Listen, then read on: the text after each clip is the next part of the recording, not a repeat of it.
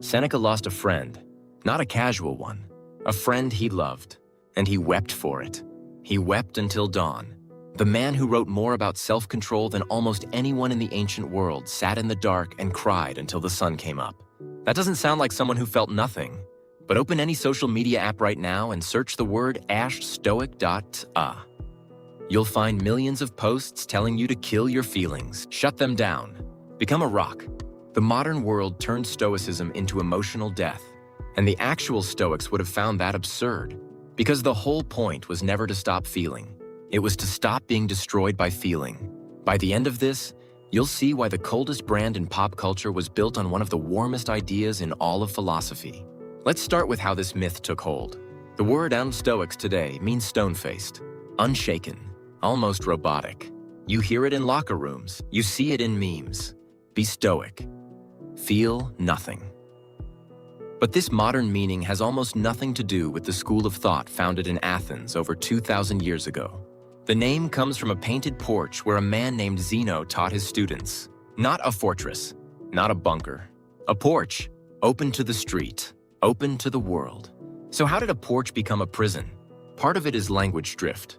When English borrowed the word "it's stoic," it stripped away the thinking and kept only the surface. The stiff upper lip, the refusal to flinch. And social media made it worse. Millions of posts now link Stoicism to emotional numbness. Self-help books package it as a tool for shutting down pain. But here's the thing that should make you pause. If the Stoics truly believed in killing emotion, why did they write about it so much? Why did they describe grief in such raw detail? Why did they talk about love with such care? The answer is simple. They didn't want you to feel less. They wanted you to feel better. Not better as in happier. Better as in wiser. To understand this, you need to know about a split the Stoics made. They carved emotion into two types. The first type they called harmful passions. Think of rage that blinds you. Grief so heavy it makes you stop eating. Fear so thick it freezes your legs. These weren't just bad feelings. They were feelings that had hijacked your judgment. They were running the show, and you were no longer steering. The second type was something very different. These were healthy feelings. Rational joy, careful love, a warm sense of connection to family and community. The Stoics didn't just allow these, they chased them. They saw these emotions as signs that you were living well, signs that your values lined up with your actions. Now here's the part most people miss. In the surviving texts of Seneca, Marcus Aurelius, and Epictetus, talk of harmful passions far outweighs talk of healthy feelings. That tells you something crucial. The Stoics weren't ignoring emotion. They were obsessed with it. They spent most of their time on the dangerous kind because they wanted to understand it, map it, learn to catch it before it caught them. Think of it like a chariot. Two horses pull it forward. One is wild and red, thrashing against the reins. The other is steady and white, moving with purpose. The driver doesn't shoot the red horse. That would crash the whole rig. Instead, the driver holds the reins firmly enough to keep the red horse from dragging everyone off a cliff. The white horse keeps pace. Both horses run. Both horses feel the road beneath them. The difference is who's in charge, the horses or the driver. That driver is reason, not cold logic, not a machine in your skull. The Stoics meant something closer to clear sight. The ability to look at a situation and ask, what is actually happening here? And what part of my reaction is helpful? This idea sounds modern, and that's because modern therapy borrowed it. The founder of cognitive behavioral therapy openly credited Stoic practices as a source. The technique at the core of CBT is called reappraisal, changing how you read an event to change how it affects you. The Stoics were doing this 2,000 years ago. When Seneca sat down each night and reviewed his day in writing, he wasn't keeping a diary for fun. He was training his mind to notice bad judgments and replace them with better ones. Research on this technique shows it works. When people reframe a stressful event instead of burying it, their distress drops far more than when they try to crush the feeling entirely.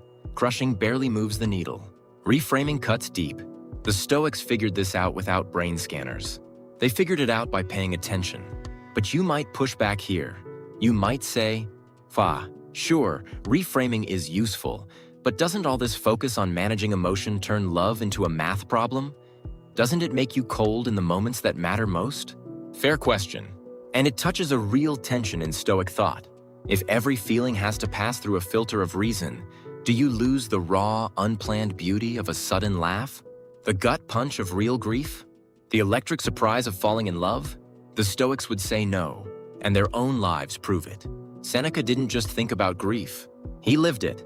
When his niece died, he described tears flowing on their own, as if his body had decided before his mind could catch up. He didn't stop the tears. He didn't call them weakness. He called them human. What he refused to do was let that grief swallow the rest of his life. He wept, and then he kept going. Not because he was numb, because he had practice. Marcus Aurelius, the emperor of Rome, wrote in his private journal that he had wept for the dead. This wasn't meant for an audience. No one was supposed to read those words. He wrote them for himself in Greek as a form of self-therapy. He admitted his pain. He sat with it. And then he reminded himself that the people he lost would not want his grief to become his identity. There's a scene from Pliny the Younger that captures this balance perfectly. Roman senators gathered at a funeral. These were powerful men who commanded armies, and they wept openly, in public. No shame, no apology, because in Roman Stoic culture, tears at a funeral weren't weakness. They were proper. What would have been shameful was letting those tears keep you from doing your duty the next morning. This is the line the Stoics walked. Feel deeply, grieve honestly, love without reserve. But when the feeling starts to take the wheel, when rage makes you cruel, when fear makes you freeze, when sorrow makes you abandon everything, that's when reason steps in. Not to kill the feeling, to guide it. Seneca's own letters are a master class in this practice. Over 100 of them survive. They read less like philosophy and more like therapy sessions. He talks to friends going through loss, through anger, through fear of death. And his advice is never stop feeling. His advice is look at what you're feeling. Ask where it comes from. Decide if it's telling you the truth. Epictetus took a different path. He taught through lectures, and his students copied them down. In them, Epictetus hammers one idea over and over. It's not the event that disturbs you. It's your judgment about the event. A shipwreck is wood and water. Your terror is a story you told yourself about what the shipwreck means. Change the story, and the terror changes with it. This isn't denial. It's not pretending the ship didn't sink. It's seeing that your mind adds layers to every experience, and some of those layers cause more harm than the event itself. Modern research backs this up in a striking way. Writing about your thoughts on stressful events has been shown to sharply reduce doctor visits. People who journal about hard times don't just feel better. Their bodies respond. Stress hormones drop. Heart rate patterns improve. The Stoics were prescribing this 20 centuries ago without knowing a single thing about cortisol, the body's main stress hormone. But here's where the thesis hits its limit. The Chariot model works well when you have time. When you can sit, reflect, and write. It works when the emotion is familiar. Grief you've processed before. Anger you've seen in yourself. But what about trauma? What about a feeling so sudden and so massive that reason can't reach the reins in time? The Stoics didn't have a clean answer for this. Their tools were built for daily practice, not for acute crisis. And this is where the ancient system shows its age. A soldier coming home from war, a survivor of abuse, a person blindsided by disaster. These cases need more than journaling and reflection. They need the kind of structured support that modern therapy provides. Stoic tools are powerful, but they're not complete. Seeing this doesn't weaken Stoicism. It places it where it belongs, as one set of tools in a larger kit. That said, pilot programs using Stoic practices alongside therapy have shown real promise. People in these programs reported meaningful drops in anxiety. The effects matched standard treatment. People stuck with the practices because the practices made sense to them.